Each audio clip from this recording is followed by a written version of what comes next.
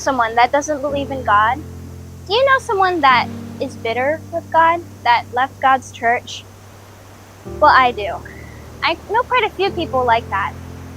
And sometimes when I'm with them, I feel like I'm being pulled away from God. The conversations we have, the things we do, can sometimes really distract me from God. Growing up, I always heard Sabbath school teachers and pastors and other adults saying, "Hey, you're young. You know Jesus, right? Do you know someone who doesn't know Jesus? Go ahead and share about him with them." But as a kid and as a teen, it's easier said than done. Sometimes I'd get the opportunity to share the gospel with someone, but I would get so scared that I wouldn't say anything. I'd pass up the opportunity and just continue with whatever we were doing before. But then one day, I read a verse from the Bible that really surprised me. Now this verse is found in Revelation chapter 21, verse 8. And in this passage, you will find a list of people that God says will not go to heaven. Now, all the people that you expect to find on this list are there. The murderer, the idolater, the sorcerer, the liar. But there is one person that it really amazed me that he's actually on the list. Not to mention he's the first one. Now, you're probably wondering who this person is, right?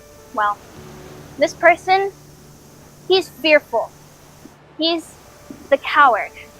Now, when I first read that, the first thought that came to mind was, "Eesh, that does not sound good." But the more I thought about it, the more I realized that I'm a coward. I never really told anybody about Jesus before, and especially not in recent years. In Romans chapter 1, verse 16, it says, "For I am not ashamed of the gospel of Christ, for it is the power of God unto salvation, to everyone that believeth, to the Jew first, and also to the Greek."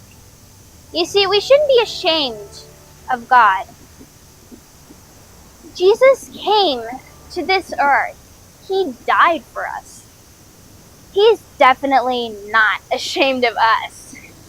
He loves us and he wants us to be saved. He wants everybody to be saved. But we can't be saved and ashamed at the same time. It just doesn't work that way. In Matthew chapter 10, verses 32 and 33, it says, "Whosoever therefore shall confess me before men, him will I also confess before my Father which is in heaven. But whosoever shall deny me before men, him will I also deny before my Father which is in heaven." You see, if we don't say anything about God, if we deny him, Jesus will have to say that we don't know and love him, that we don't really believe in him. God is calling you to come to him, to get to know him, and to share him with others. Jesus doesn't want you to be ashamed of him. So, take a deep breath, say a prayer, and tell others about Jesus.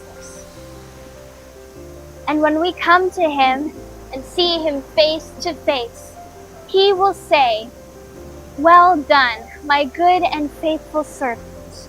My name is Audrey, and thank you for joining me at Here I Am, Send Me.